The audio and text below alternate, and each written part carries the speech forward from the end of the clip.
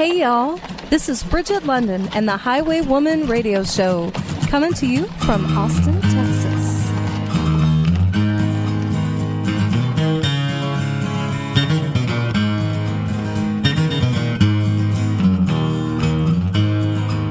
Yes, here she comes, the Highwaywoman. She comes with music for your soul, and then moves along. She moves along.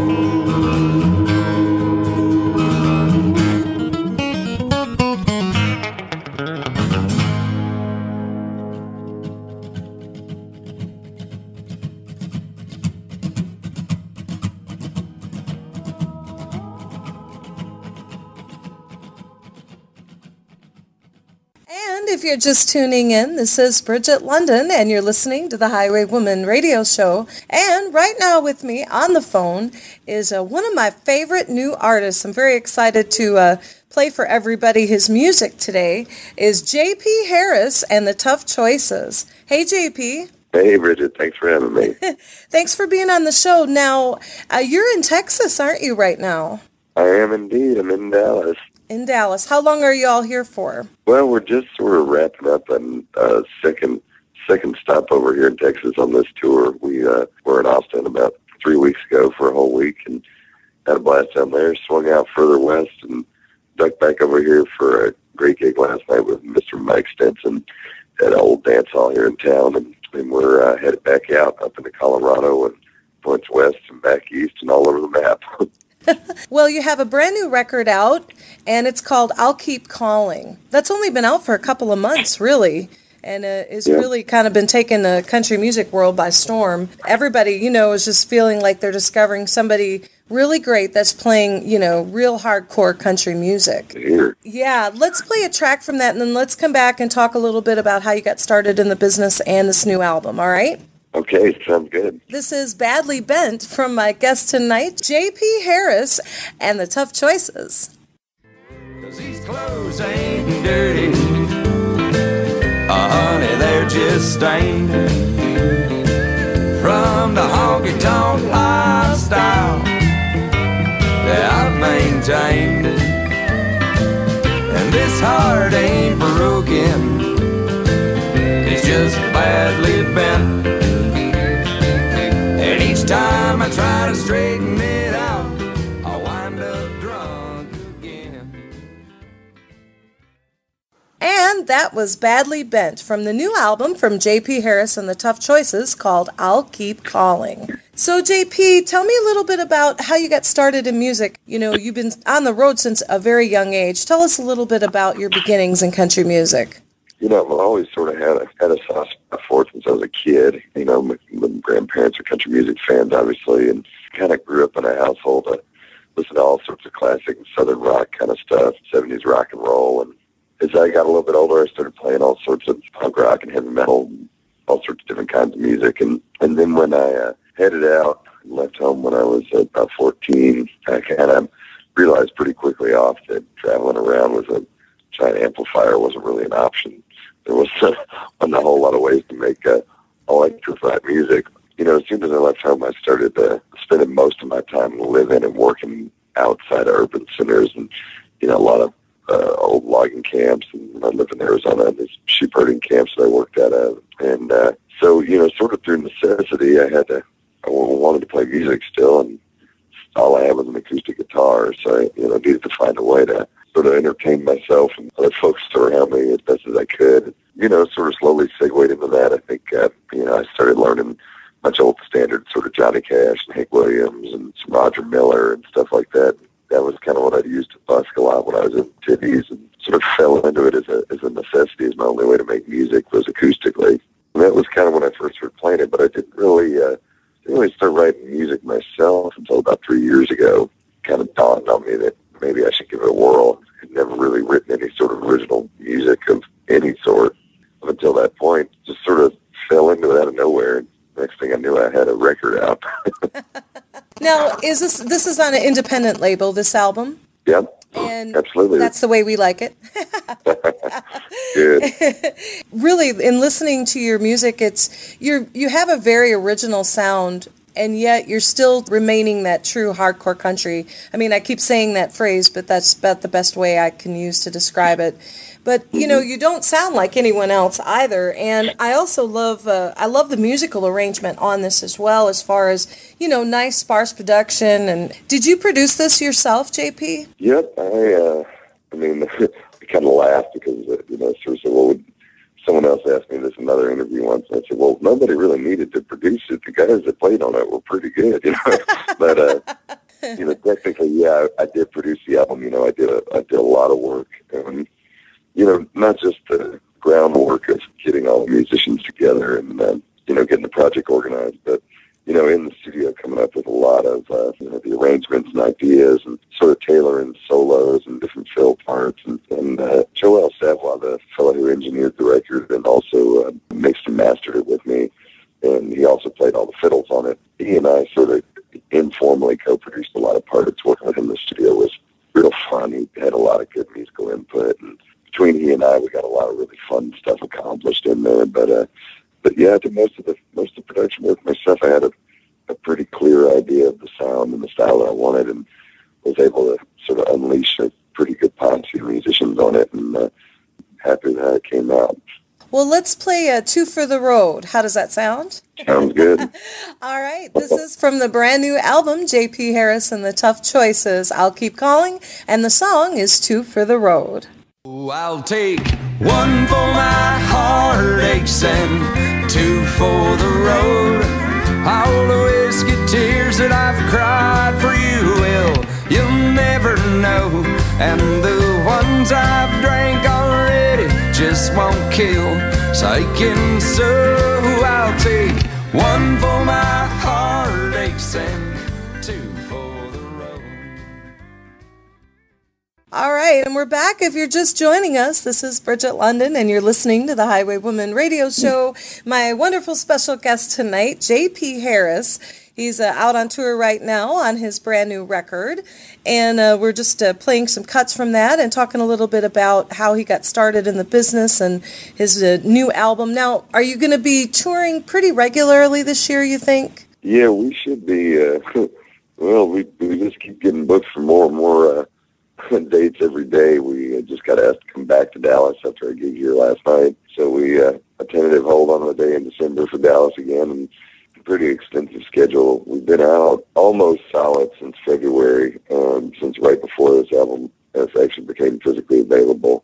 Sort of keeping going right into August, and we got a few weeks left then, but you know, we've got stuff all over the country still. A lot of music festivals coming up next month in New England on the Eastern Seaboard, and you know, pretty solidly through the rest of the year, we should be playing at least another 50 or 75 dates.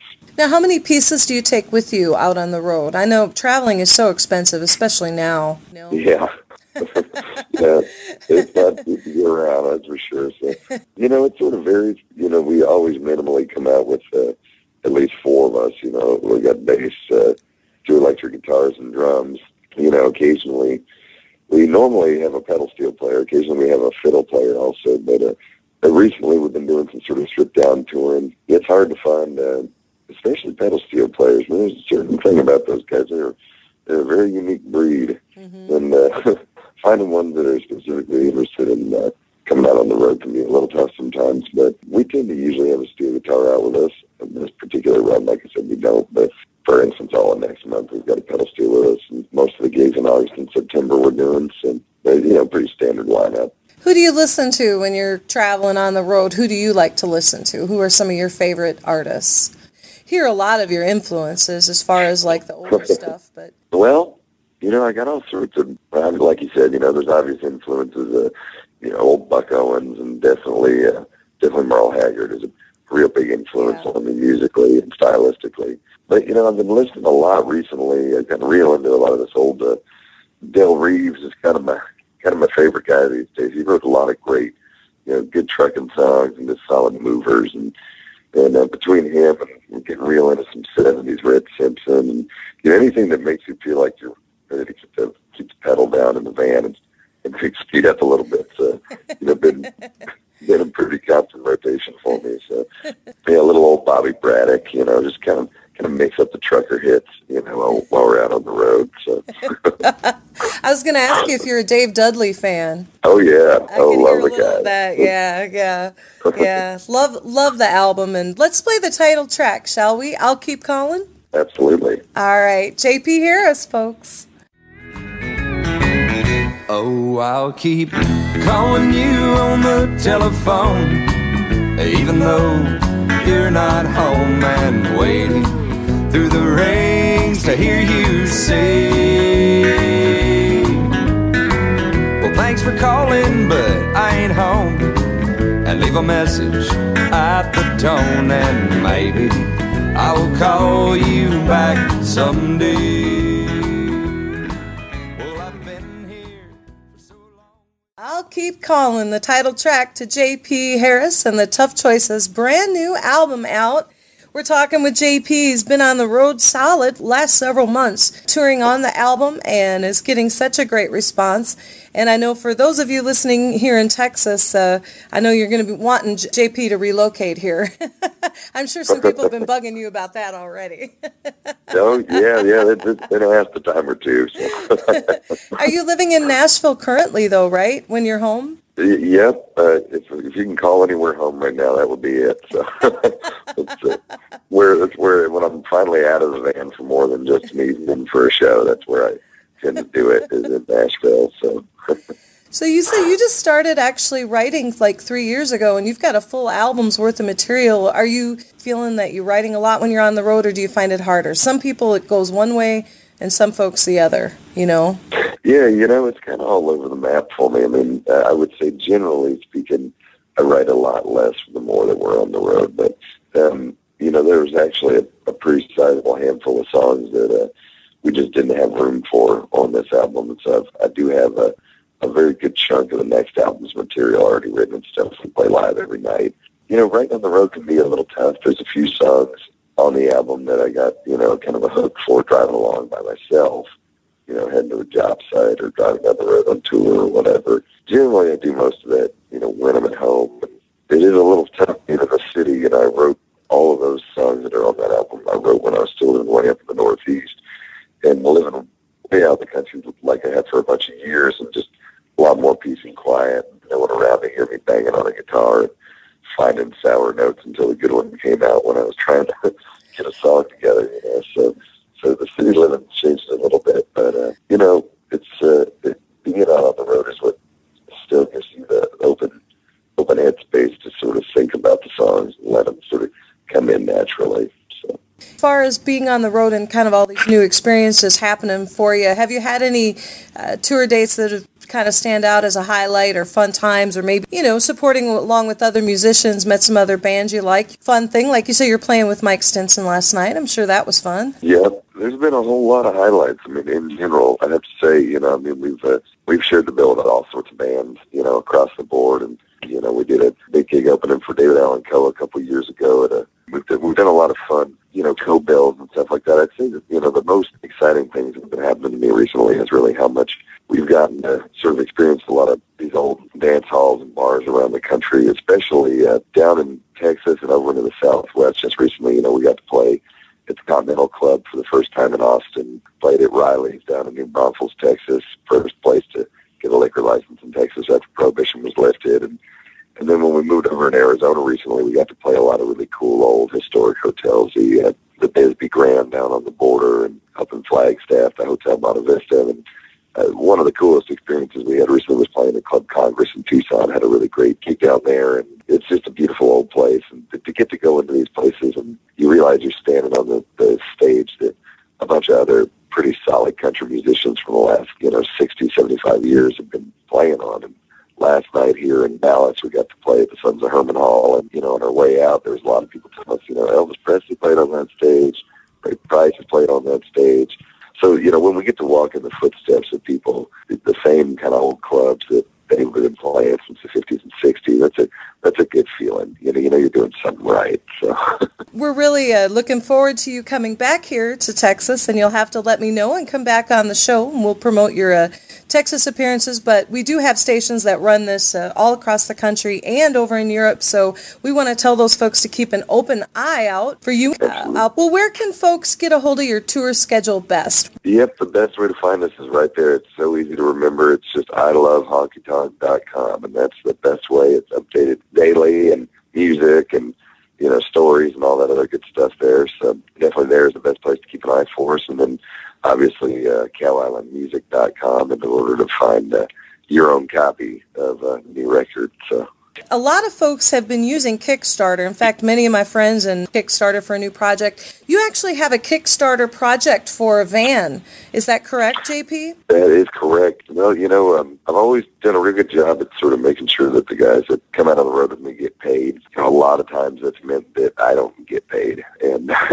we've had a lot of overhead recently. You know, we had a trailer, heavy-duty malfunction on a used trailer we had purchased to sort of send it into a fiery ball of disintegration. We've had a lot of problems with equipment needing to be replaced. You know, the truth is that I realize that a lot of people, a lot of our fans that come and see us regularly, you know, a lot of folks don't realize that the money isn't quite flowing into this band like people would imagine it is. And truth be told, we've had a real hard time figuring out how to come up with the extra scratch to keep a rig on the road. And what we're driving now has been real great. It's got almost 300,000 miles on her, and seriously beat down to the bone. It's a lot of needs and a lot of oil it drinks of all sorts of types. And so, you know, we're trying to get people to kick in, and actually it's been live for less than 3 days. We're already getting close to $3,000 and got a good ways to go. We're running the campaign until August 1st, but it's really great to see since we started it. There's a lot of folks who, you know, really respect how much time we spend on the road, which is, you know, almost 400 gigs in the last 3 years, and we really keep the pavement hot. It shows a lot of folks appreciate that. You know, there's a bunch of young, scrappy dudes playing country music that are willing to just stay on the road all the time to, you know, bring some dance music to their town. So we're asking people to, you know, help out, and I think we're going to get there. So. Absolutely, absolutely. You know, a lot of people don't realize how much the live music industry has changed in the last several years. It's definitely undergone a huge decline as far as places to play and what musicians get paid. A lot of us play for free sometimes when we used to make, you know, really good money back 20 years ago. Yep. But the thing is, you know, classical music and other types of music, they have lots of grants and foundations. We don't really have a foundation for honky tonk. No, unfortunately we don't. Yeah, and there's so many people who love honky tonk music and country music, and they want to contribute to the arts. And I want to tell everybody that they need to check that out as well if you're loving what you're hearing and you just love honky tonk music and you want to keep the bus rolling. Or van, so to speak. Absolutely. Yep, the little teeny bus. And there's a link on your website for that, right, JP? There is, and also on our Facebook page. Facebook has been a very good way for people to get the word out about this project, and, you know, the ability to be able to cut and paste a link from a page to another page and off to another thing. And so we've had a lot of people, you know, going to our Facebook band page. Excellent. Now, where are you headed off next to, JP? So we're going to mosey on up towards Pueblo, Colorado. We got a gig up there in a few days and kind of work our way over to Salt Lake. We got a little festival gig outside of town and a show right in town at a great new club called the Garage on down on the end of Beck Street in Salt Lake City, Utah. And then start ambling our way east, start taking on our summer routine for the other side of the country now. So. Great. Well, we want to tell everybody to check out ilovehonkytonk.com. Yep. I love that. Go see JP Harris and the Tough Choices, and of course, download I'll Keep Calling from JP Harris and the Tough Choices, their brand new album. Thank you so much for being on the show, JP. Wishing you well out there on the tour. All right, great. I appreciate it. And thanks so much for having me on the show. You bet. How about we go out with Shake It? Sounds like Plan Me. See you in the corner, just waiting to dance. Didn't go say I love baby, find romance. Honey, skirt your hips, started swinging. Watch that mama wave on that thing and just shake it. Baby, just shake it. Yeah, but don't you break it. Well, you know it took sweet mama 9 months to make it, and I know that you got what it takes to make them hot. Just move that thing.